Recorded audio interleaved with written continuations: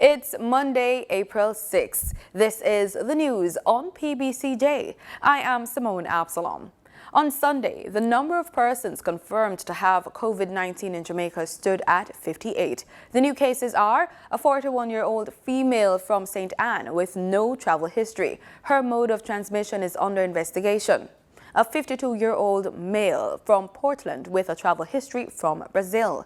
A 41-year-old female from Clarendon with a travel history from New York.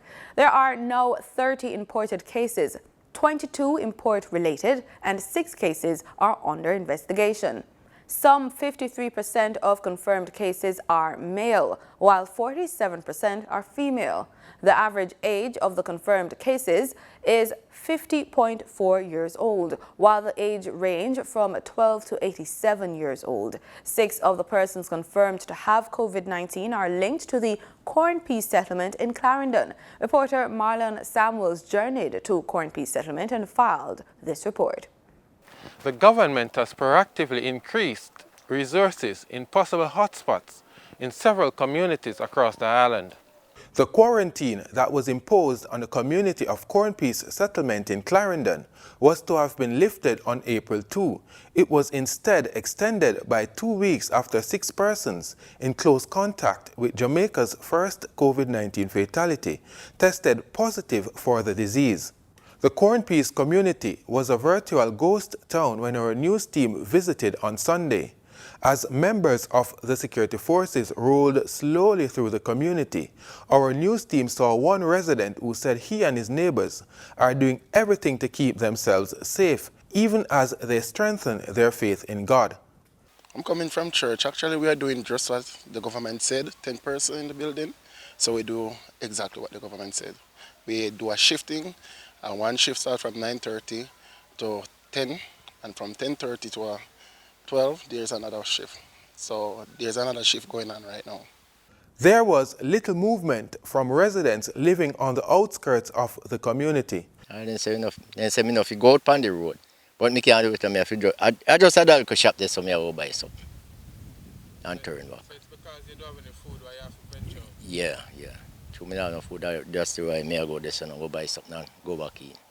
It's 2 hours living, me and my wife. All of me pick then out.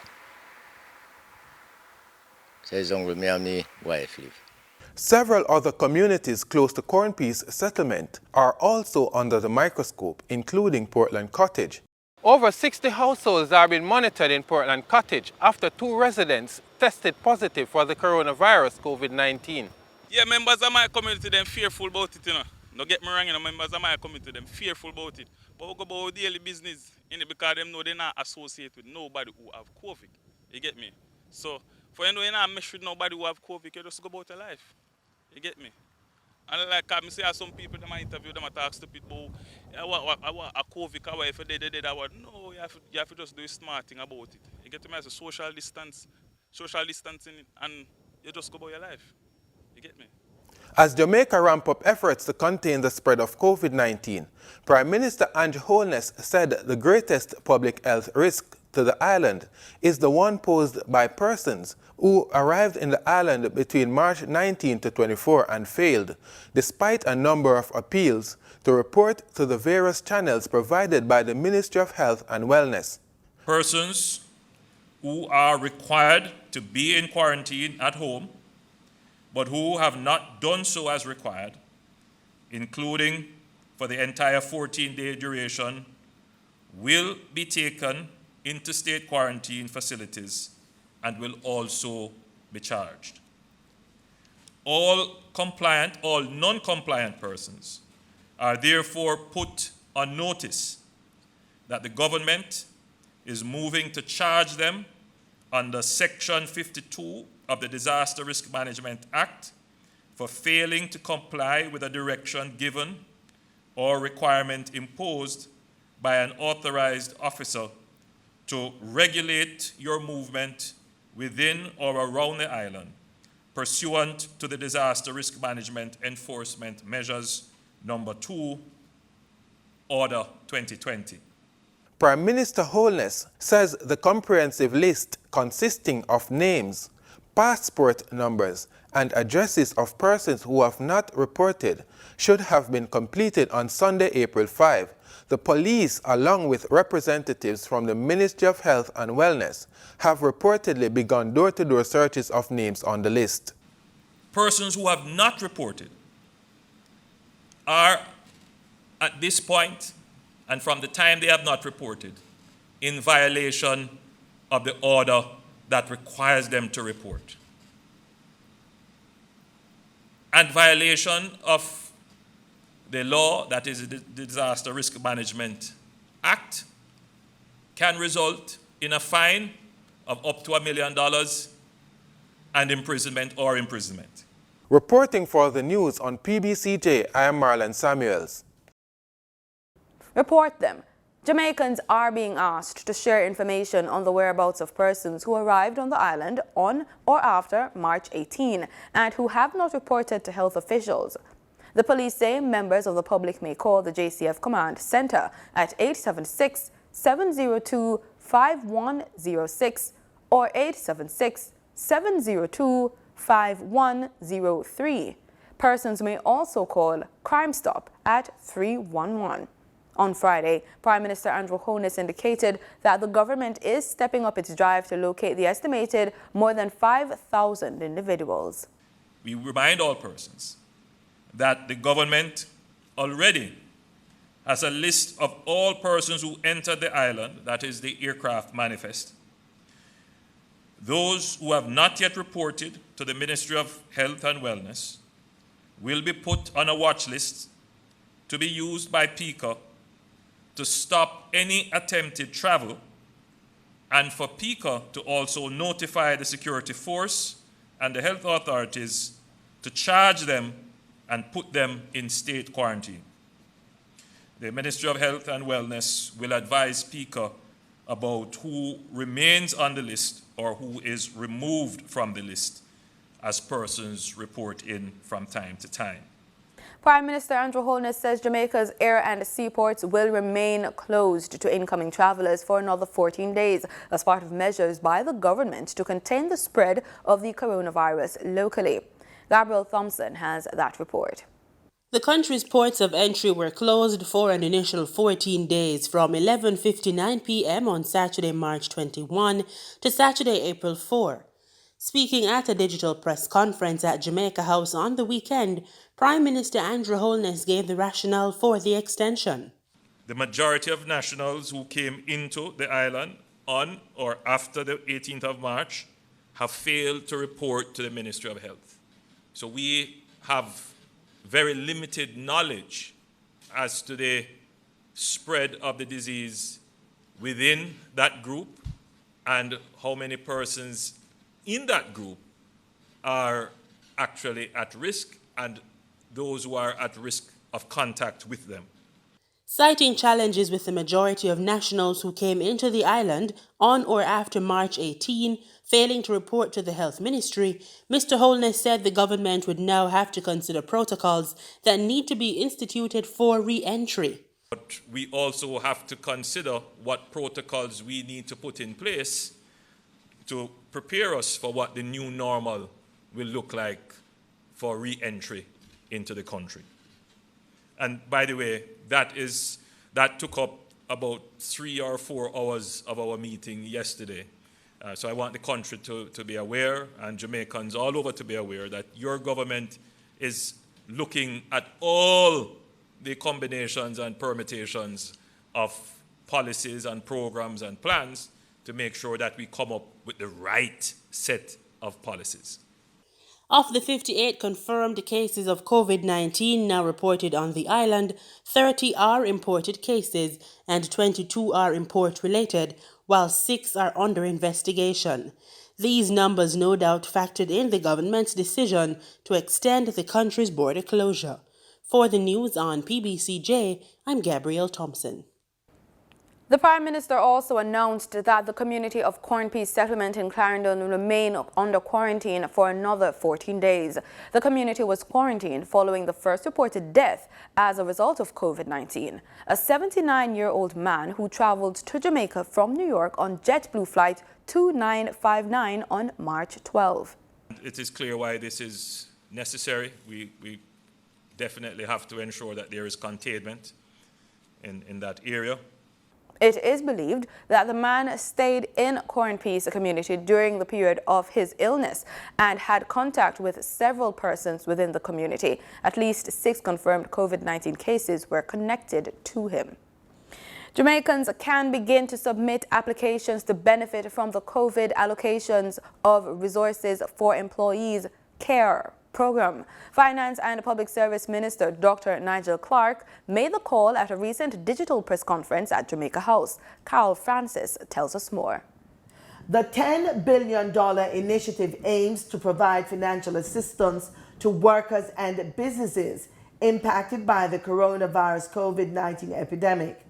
The package involves the temporary transfer of cash to individuals and businesses to cushion the pandemic's economic impact. Applications will open on April 9th, which is next week, and all applications will be made online through your computer or through your mobile phone. Persons will be required to submit information that identifies them, their name, their address, their phone number, their TRN, etc., as well as information about their bank account, and payments will be made automatically to the bank accounts once those bank accounts have been verified and validated. For those who don't possess bank accounts, there will be an option for them to suggest a remittance company of their choice to where the funds could be directed, and for them to collect those funds on production of an identification that matches the TRN. The minister outlined categories of workers and self-employed persons across various sectors that stand to benefit from the care package. I'll just remind that we have a segment that is targeted towards all small businesses in Jamaica who can qualify once they've paid their taxes and they have employees qualify for a one-time grant. And there'll be categories to which persons who perform functions that are normally registered by a municipality, and here I think about barbers and hairdressers and beauty therapists and cosmetologists and persons, bar owners and nightclub owners or operators, as well as persons who are registered with the Transport Authority, PPV licensees, and those who are registered with TPD code, JUTA, MAXI, and JCAL, to be able to benefit from the program. All applications should be made online on the Finance Ministry's website at www.mof.gov.jm once they have the requisite qualified information. Dr. Clark says that detailed information on the program will be provided online on the ministry's website and social media platforms. For the news on PBCJ, I'm Carol Francis. The government is looking at extending the categories of persons exempted under the nightly island-wide curfews. Prime Minister Andrew Holness has made the announcement. Additional persons include members of the Independent Commission of Investigations, INDECOM, members of a Cabinet Office, and the Solicitor General's Office. We wish to announce some further exemptions, modifications to the stay-in-place orders that have been given. We understand that INDECOM has asked that they be exempted, and we have agreed with that request. We see that it could be useful to ensure that citizens are protected and that policemen are protected as well, because the objective of INDECOM is to ensure that there is transparency in the dispensation of enforcement. We're also going to exempt the Cabinet Office for obvious reasons, and the Solicitor General's Office for obvious reasons, because they support the Cabinet Office in the preparation of these orders. The police have reported that they are having some challenges with gas stations that are remaining open. Under the current orders, it is possible for gas stations to remain open, but they are now being used as a gathering place and a potential launching pad for any form of disorder. It really distracts the police because they now have to be focusing on gas stations when they should be focusing on other areas. The curfews, which began on Wednesday, April 1, will be in place for 7 days and will run from 8 p.m. to 6 a.m. 54 years old Cynthia Williams, a pastor of a Gregory Park address in St. Catherine, was arrested and charged for breaching the Disaster Risk Management Enforcement Measures No. 2 Order 2020. Reports are that when the lawmen who were summoned to the area on Sunday morning arrived, they observed a church service in progress at her home. 50 people were reportedly in attendance. Pastor Williams is scheduled to appear before the St. Catherine Parish Court on Tuesday, July 28. The police are reminding persons that no more than 10 persons are permitted to gather in any given area. The measure is one of several put in place for public safety since the outbreak of COVID-19. Breaching the order could result in fines up to $1 million or imprisonment for up to a year. To wear or not to wear? That is the question surrounding face masks. The Ministry of Health and Wellness recommends the use of masks by persons who are ill with coughing and sneezing, persons who are quarantined at home with or without respiratory symptoms, the elderly, and persons with chronic illnesses. This from the island's Chief Medical Officer, Dr. Jacqueline Mackenzie-Bissessa. Now, many persons are advocating for the routine wearing of masks by the general public. And yes, we agree that it can be helpful. It does offer some protection, especially where there are persons who are coughing and sneezing within your 3 to 6 feet personal space. It is not totally harmless, however, and the public must be cautious. Wearing a mask continuously is uncomfortable, and you must avoid touching and adjusting the mask, as if the mask is contaminated, you will contaminate your hands and infect yourselves and others. Perform hand hygiene every time you touch the mask. As soon as there is contamination of the mask, it must be discarded, as the risk gets higher of you contaminating yourself. If the mask is not worn properly, it will go up into your eyes. Do not rub or touch your eyes after touching the mask. She was speaking at a digital press conference on Friday. $50 million is being provided to truck water to municipalities island-wide. Minister of Local Government and Community Development Desmond McKenzie is leading the charge to truck water to persons in need. It forms part of the government's measures in response to the coronavirus outbreak in Jamaica.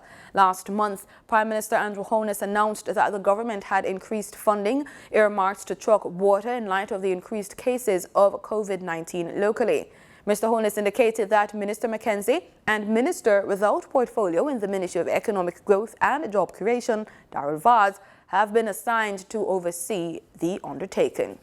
And now for part one of a special report on how the new coronavirus is impacting the business community and, by extension, the Jamaican economy. As businesses close to help prevent transmission of COVID-19, financial concerns and job losses are one of the first human impacts of the virus.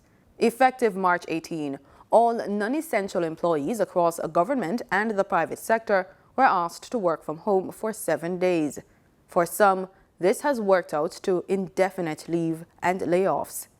Chief Investment Officer for Capital Solutions and serial entrepreneur Dina Hines explained the difference between essential and non-essential workers. So you have like your HR, your accounting, those kind of departments, those kind of administrative departments will be able to operate remotely from home. The departments that deal directly with customers or directly in your manufacturing process or your distribution process, those would have to continue to come to work and to interface with their customers. Not knowing how long this pandemic will play out has also affected the members of the business sector and those who benefit from it directly and indirectly. A lot of small businesses, we wouldn't have the resources to actually set up certain structures, and we wouldn't have the stockpile of cash to be able to last and to continue to operate for an extended period of time without the revenues. And that's where really the problem is. So there are certain segments which are totally down. And you know, Jamaica has a lot of informal, there's a strong informal economy. Your bars, your corner shops, and a lot of these things, they're down, right? Another big part of our economy is our entertainment segment. That is totally down. Not to mention tourism, which is huge for us in terms of being a major earner of foreign exchange. So that is down. And then there's systemic effect in terms of these things being down affect other businesses down the line, such as your craft vendors and your farmers, and all of these areas are being affected by the larger companies being down. From a personal perspective, I also operate like 2 beauty salons, and both of them have been closed for 2 weeks now. We continue to try and pay our staff because we want to retain them, and we expect that in due time, these companies will be back up and running, so you want to retain your good staff members. As Jamaica prepares for the approaching community spread, Prime Minister Andrew Holness has announced new measures to contain the spread of the virus. But there will be an additional restriction that there should be no more than 2 persons waiting, because we don't want the crowded salon or the crowded barbershops. After this announcement, Mr. Hines, who owns 2 salons, decided to lock shop. It's dollars and cents, right? So that's a suggestion, and that's a suggestion might work depending on the scale of your company, right?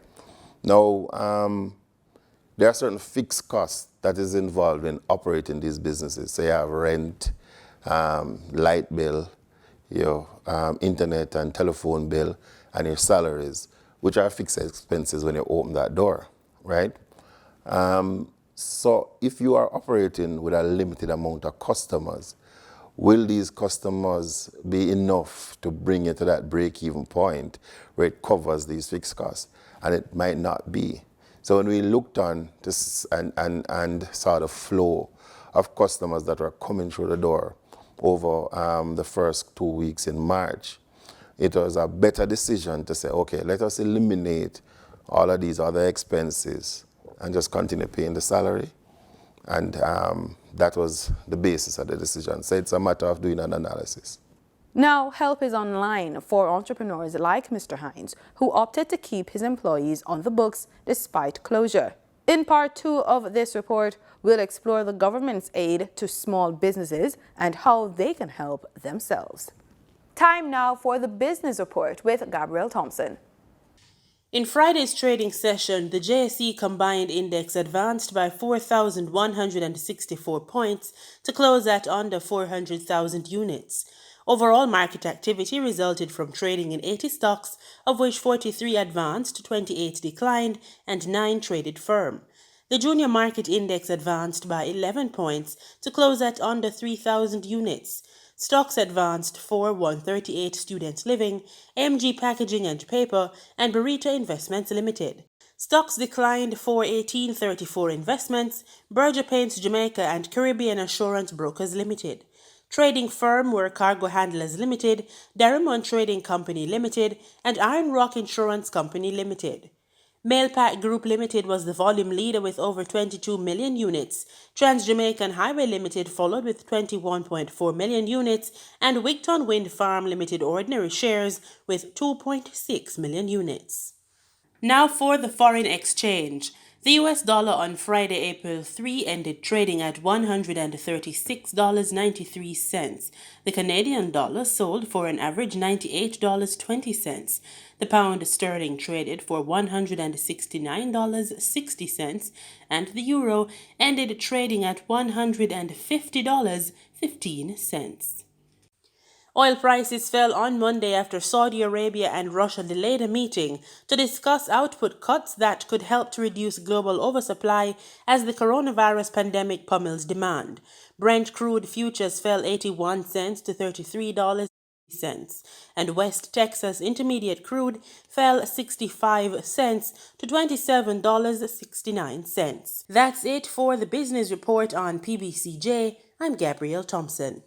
In regional news, the first batch of medical equipment and supplies donated by China to Dominica was handed over on Saturday at the China-Dominica Friendship Hospital in Dominica. The supplies, which were provided by Jack Ma Foundation and Alibaba Foundation, arrived at the China-Dominica Friendship Hospital on Friday, April 3. They include 1,536 nucleic acid test kits and 30,000 surgical masks, which will be used for COVID-19 epidemic containment efforts in Dominica.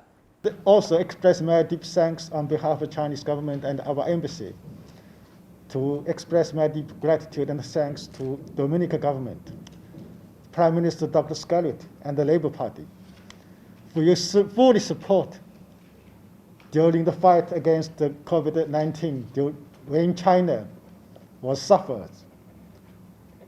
And Prime Minister Dr. Scarlett speaking in the parliament and said Dominica will stand together with China to fight against COVID-19.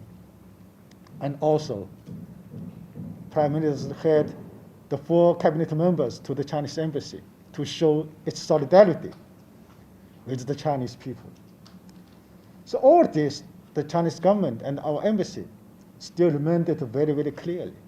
Such kind of special relations between China and the Dominica is forged at the difficult times. We have said that a friend in need is a friend indeed. So this is to show the bilateral support, bilateral strong relations between China and the Dominica.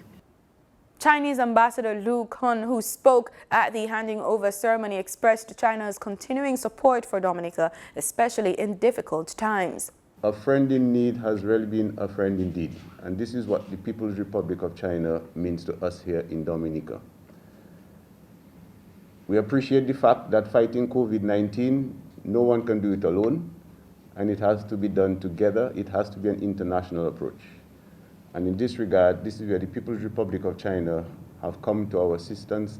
They've come to the forefront in providing not only the personnel that they've provided in terms of medical staff, and not only just our Dominica-China Friendship Hospital, but now in this crisis, it has even become even more necessary here that they're providing supplies to us. A release from the Chinese embassy in Dominica states that the Minister for Health and Wellness and New Health Investment, Irving McIntyre, and Minister for Foreign Affairs, International Business and Diaspora Relations, Kenneth Darrow, who attended the ceremony, thanked China for its medical aid and spoke highly of the bilateral relations between the two countries. There are now 23 confirmed cases of COVID-19 in Guyana. Deputy Chief Medical Officer Dr. Karen Boyle updated the nation on Friday. I know that your task is going to be challenging as the days go by, but we are putting measures in place for your protection. The Ministry of Public Health is working with the Ministry of Communities to ensure that transportation is in place for our healthcare workers to and from work. Regarding equipment, the ministry is working to ensure that a stock of PPEs reaches all health facilities. Deputy Chief Medical Officer Dr. Karen Boyle. Dr. Boyle also disclosed that the Public Health Ministry is seeking to provide housing for those health workers dealing with critical persons so as to reduce the risk of infecting their family members. As of April 2, 2020, Guyana's confirmed COVID-19 cases have climbed to 23, with 1 inconclusive case, while the number of deaths remain at 4. The total number of persons who have been tested has moved from 75 to 83, with 23 positives, 59 negatives, and 1 inconclusive. As of yesterday, calls to the COVID-19 hotline moved to 1,315.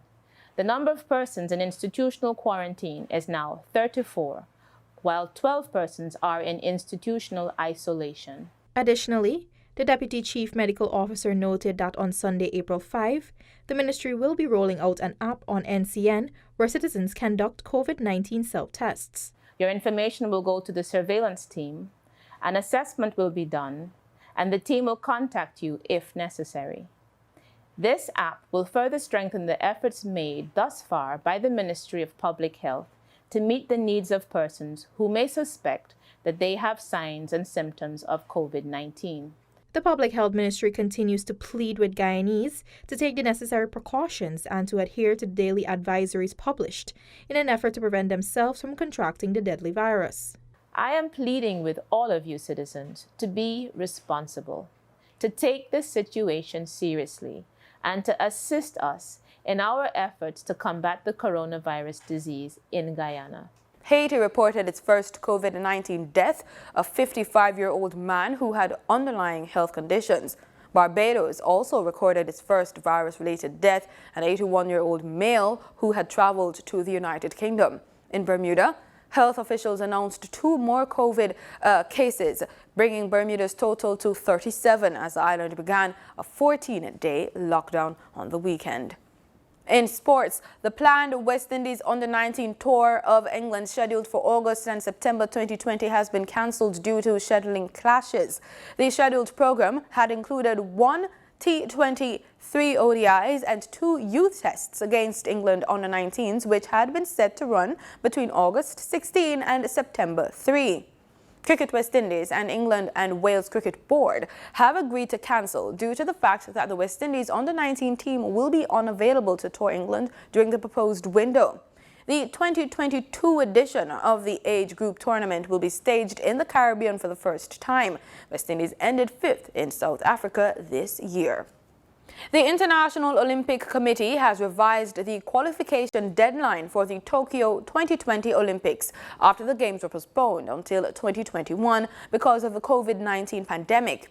In its qualification system principles, updated following confirmation of the new dates for the Games, the IOC said the qualification period would end on June 29 next year.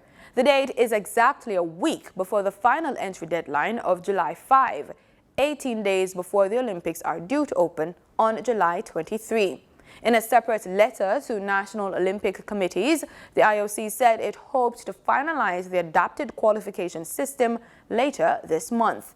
The IOC has also told international federations to use their original qualification systems where possible, after numerous events had been cancelled or postponed in response to the COVID-19 outbreak.